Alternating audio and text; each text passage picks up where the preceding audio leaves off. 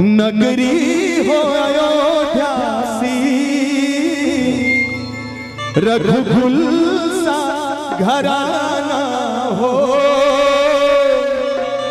चरणन हो राघव की जहाँ मेरा ठिकाना हो। नगरी हो अयोध्यासी रघुकुल सा घराना हो, नगरी हो अयोध्यासी रघुकुल सा घराना हो, चरणन हो राघव की जहाँ मेरा ठिकाना हो, चरण हो राघव की जहाँ मेरा ठिकाना हो।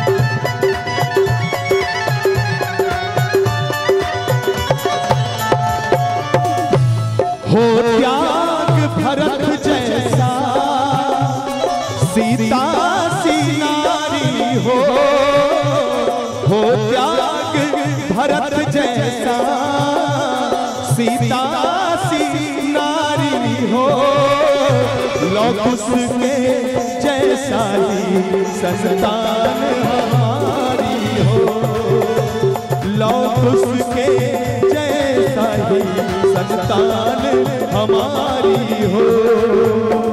नगरी हो अयोध्यासी रघुकुल सा घराना हो, चरणन हो राघव की जहाँ मेरा ठिकाना हो, चरण हो राघव की जहाँ मेरा ठिकाना हो।